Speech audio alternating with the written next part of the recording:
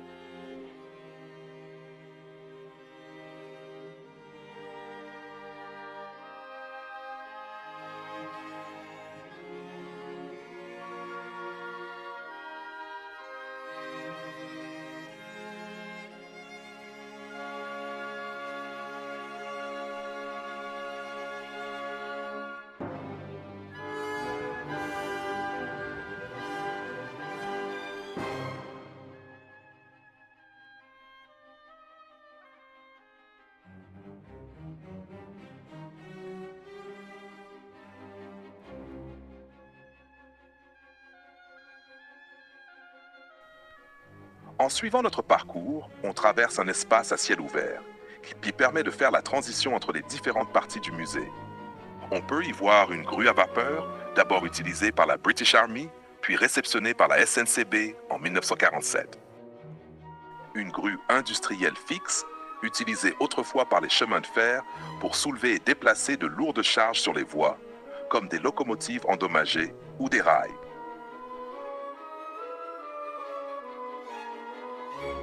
Sur le mur, on constate aussi une série de roues de locomotives provenant de différentes générations, illustrant l'évolution des essieux et du matériel roulant au fil du temps.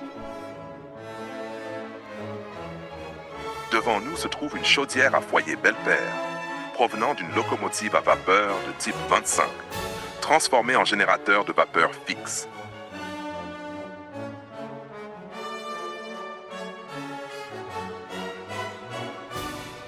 Allons maintenant découvrir les différents halls de ce musée. Ici, nous sommes devant le grand hall, salle des locomotives.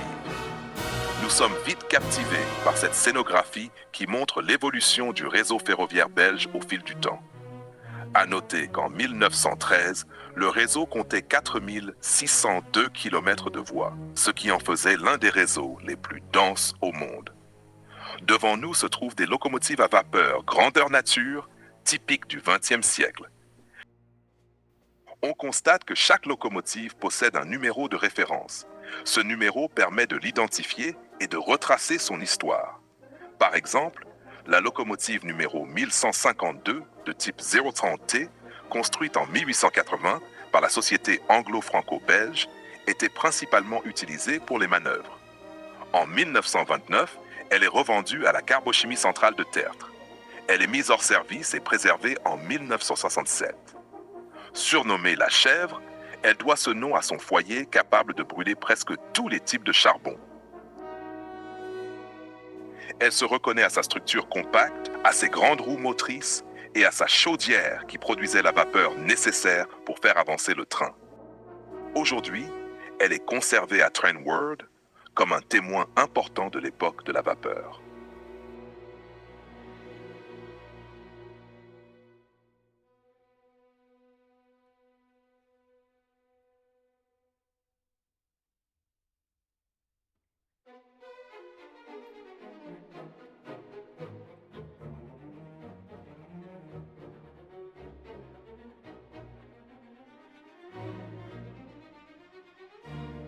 sommes devant la locomotive à vapeur nommée Pays de Weiss, construite par les ateliers Gustave de Rieder. Cette locomotive possède un écartement de 1,150 m, différent de l'écartement standard actuel de 1,435 m. Elle est installée dans l'ancien musée de la gare de Bruxelles-Nord, où elle restera jusqu'en 2014, avant d'être transférée à Train World. Il s'agit de la plus ancienne locomotive à vapeur conservée sur le continent européen par la SNCB. Ici, on voit une ancienne balance industrielle avec un wagonnet de mine posé dessus.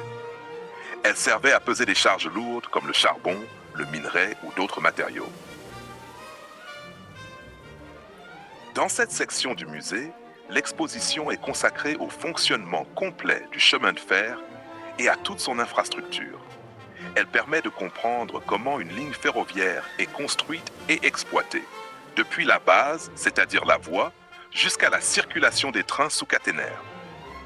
On y trouve d'abord des éléments sur la construction des rails, le rôle du ballast, des traverses et des rails eux-mêmes, ainsi que leur évolution au fil du temps. Des pièces réelles et des schémas montrent comment la voie est posée avec une grande précision pour assurer la stabilité et la sécurité des trains. La signalisation ferroviaire occupe aussi une place importante. Des panneaux, signaux mécaniques et lumineux, ainsi que des dispositifs de contrôle expliquent comment les conducteurs reçoivent les ordres de circulation. Arrêt, ralentissement, voie libre. Cette partie montre comment la sécurité est assurée et comment le trafic est organisé sur le réseau.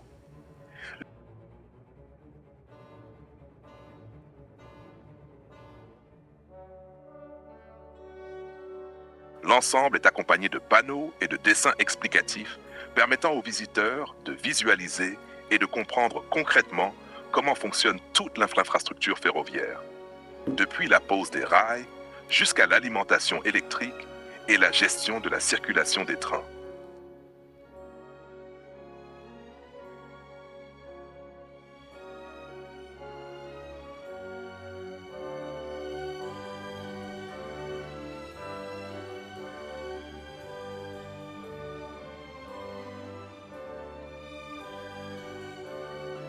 Les aiguillages sont également présentés avec leur mécanisme permettant au train de passer d'une voie à une autre.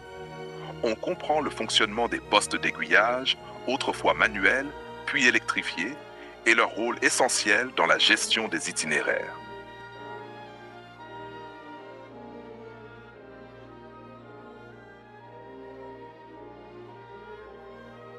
Enfin, l'électrification du chemin de fer est expliquée à travers des maquettes, des composants techniques et des illustrations montrant les caténaires, les sous-stations et l'alimentation des locomotives électriques. En poursuivant la visite, nous arrivons dans le couloir des horloges. Autrefois, chaque ville réglait ses horloges selon le lever du soleil, ce qui faisait que l'heure pouvait varier légèrement d'un endroit à l'autre. Avec le développement du chemin de fer, il est devenu nécessaire d'avoir une heure unique dans tout le pays afin de coordonner les départs et les arrivées des trains. C'est ainsi que les horloges des gares ont été synchronisées pour afficher la même heure dans toute la Belgique.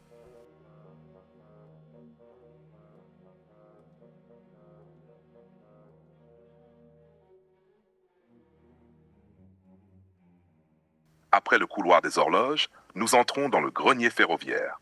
Dans cette salle haute de plafond sont exposés de très nombreux objets ferroviaires de toutes sortes provenant des collections de la SNCB. On y trouve des panneaux de gare, des artefacts liés à la signalisation, des pièces historiques, ainsi que des objets du quotidien des cheminots qui témoignent de la vie autour des chemins de fer au fil des décennies. Ces artefacts peuvent être à la fois précieux, rares ou simplement représentatifs d'une époque, et tous ont un lien direct avec l'univers ferroviaire. Ce grenier est conçu comme un espace d'exploration du patrimoine ferroviaire, où l'on découvre non seulement des objets techniques, mais aussi des éléments qui racontent l'histoire sociale, culturelle et industrielle du rail en Belgique. Ces objets peuvent provenir d'époques différentes, depuis les débuts du chemin de fer jusqu'au XXe siècle et permettent de comprendre comment la vie autour du rail s'est transformée.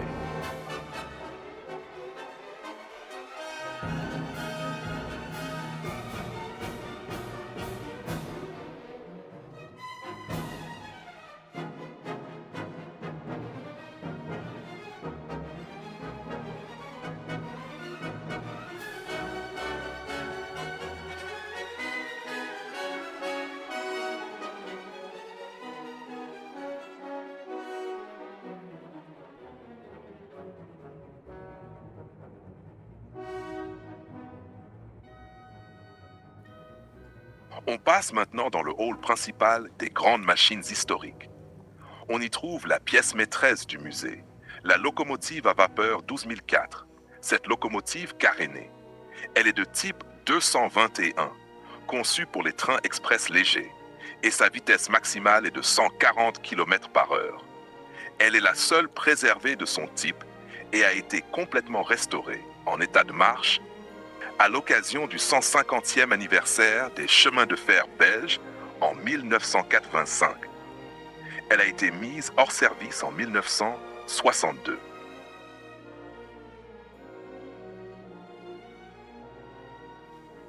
Voici la première locomotive électrique de Belgique.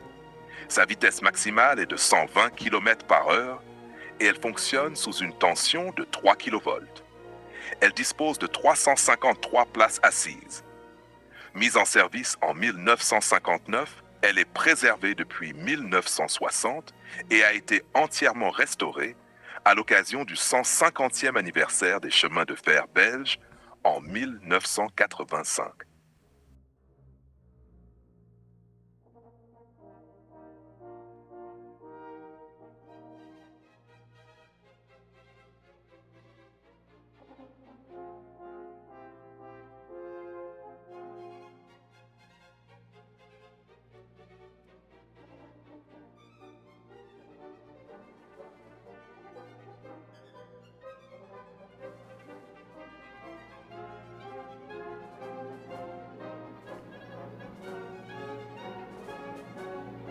Dans cette partie du musée, on voit plusieurs types de voitures, parmi lesquelles la voiture GCI, qui faisait partie du matériel roulant ferroviaire des chemins de fer de l'État belge et de la Société nationale des chemins de fer belges, SNCB.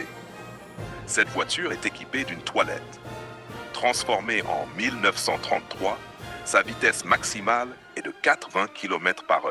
Elle comprend 64 places assises et a été mise hors service en 1960.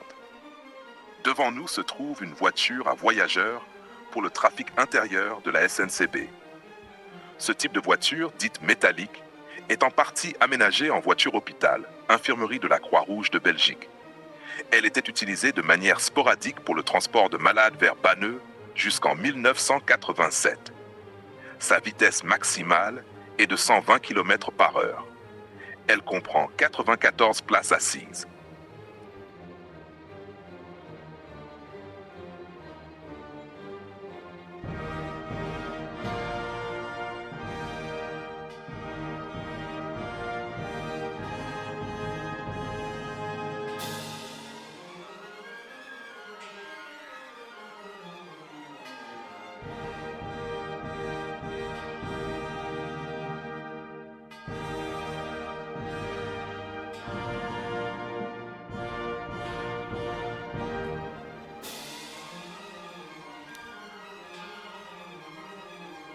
Là, c'est la locomotive GCI qui est présentée dans une ambiance festive. Elle se trouve dans un hall du musée aménagé pour rappeler l'atmosphère des voyages d'autrefois. Autour d'elle, on peut voir des bagages, des valises et des objets de voyage, évoquant les départs en train, l'animation des quais et l'esprit convivial qui accompagnait les déplacements des voyageurs à cette époque.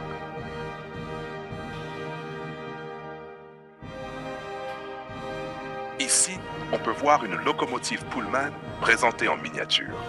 Ce modèle réduit fait référence aux célèbres trains Pullman, connus pour leur luxe, leur élégance et leur grand confort, destinés principalement à une clientèle aisée au début du XXe siècle.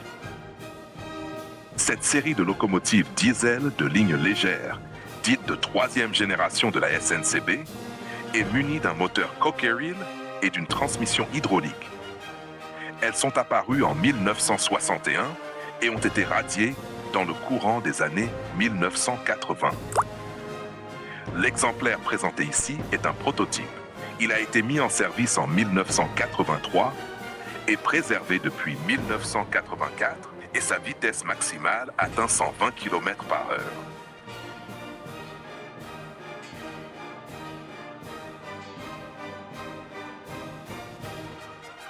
La série 15 est une locomotive électrique polycourant commandée par la SNCB en 1962. Elle a été conçue pour assurer la traction des trains internationaux, notamment sur l'axe Paris-Bruxelles-Amsterdam, sans changement de locomotive aux frontières, grâce à sa capacité à fonctionner sous plusieurs systèmes d'alimentation électrique.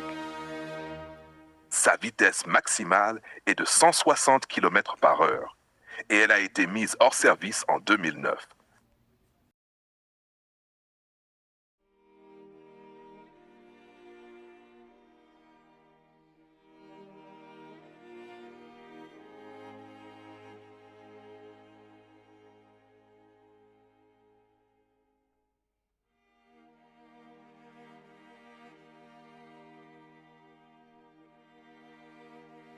Le musée expose aussi une bombe américaine de 50 kg, retrouvée sur le réseau ferroviaire.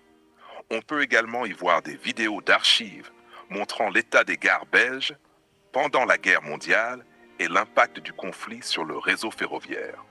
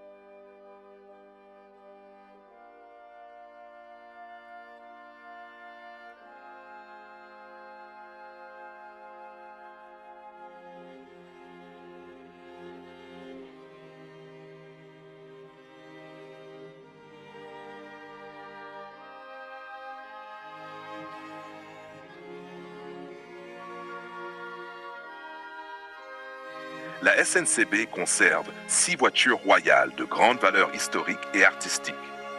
3 de ces voitures, construites au début du XXe siècle, ont été utilisées par les rois Léopold II et Albert Ier, tandis que les 3 autres, datant de la fin des années 1930, ont servi durant les règnes des rois Léopold III et Baudouin. Découvrons ensemble ces voitures royales.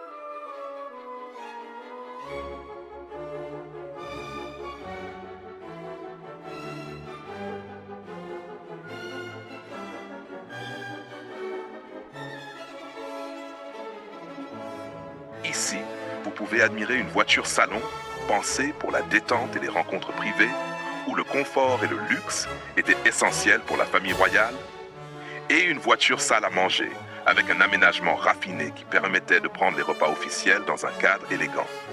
Chaque détail, du mobilier aux décorations, reflète le prestige et le soin apportés aux voyages royaux.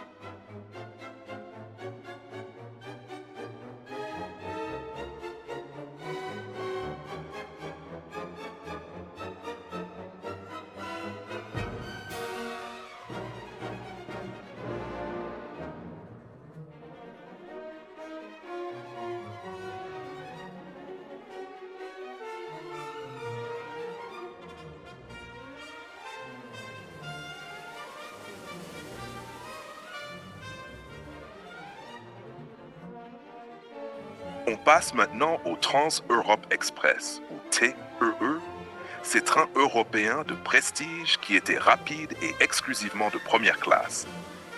Mis en service à partir du 2 juin 1957, ils ont peu à peu disparu à partir du milieu des années 1980 jusqu'au début des années 1990. Après une résurrection en 1993, ils disparaissent totalement en 1995 au profit de nouvelles rames Intercity, Eurocity et des trains à grande vitesse. Leur vitesse maximale était de 160 km/h et chaque train comprenait 46 places assises. Le transport de marchandises a toujours été une activité fondamentale des chemins de fer. Moteur de la révolution industrielle au XIXe siècle, le train a stimulé l'activité économique en reliant les bassins industriels aux ports et aux principales villes de Belgique et d'Europe. Après la Seconde Guerre mondiale, le transport par camion, plus souple et plus rapide, entraîne une forte diminution du transport de marchandises par train. Dans les années 60, la concurrence avec le transport routier, mais aussi avec la navigation intérieure, encourage la SNCB à développer des wagons spéciaux capables de répondre à des besoins de transport très spécifiques. Ici, on peut voir un wagon à 2 essieux utilisé pour le transport de calèches, ainsi qu'un wagon à 2 essieux destiné au transport de pétrole. Un dispositif explicatif présente brièvement le fonctionnement du transport des marchandises autrefois.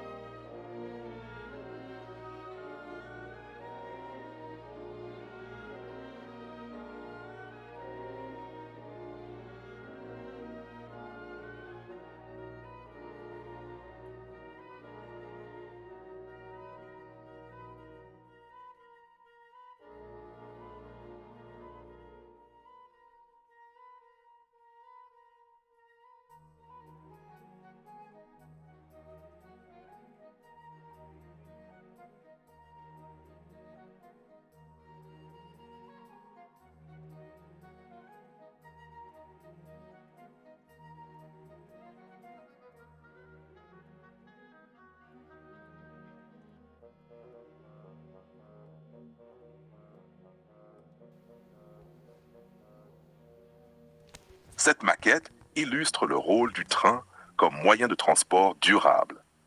Elle montre que le rail est l'un des modes de déplacement les moins polluants, qu'il permet des trajets rapides et sûrs tout en consommant moins d'énergie que les autres moyens de transport.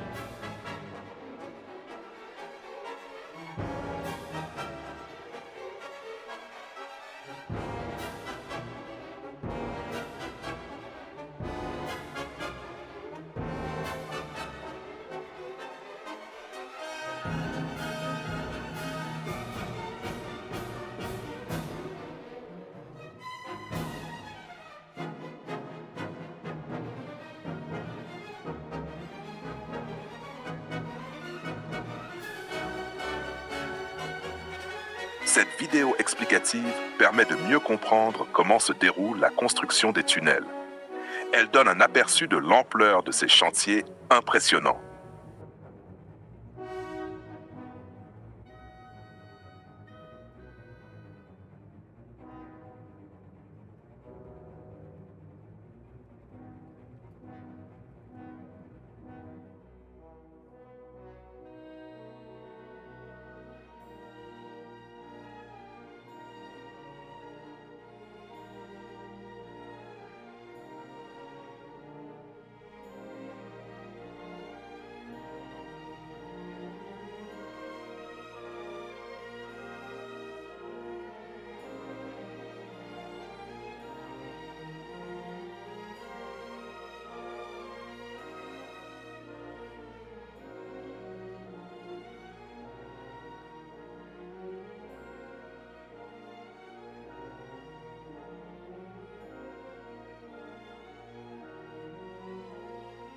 Une maquette présente également la machine utilisée pour forer les tunnels.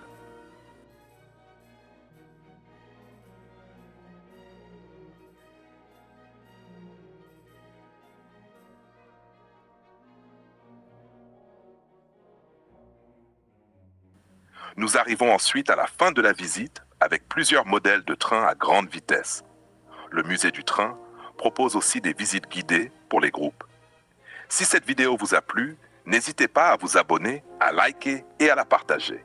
Ce musée mérite la visite, car il retrace l'évolution du chemin de fer depuis sa création jusqu'à nos jours.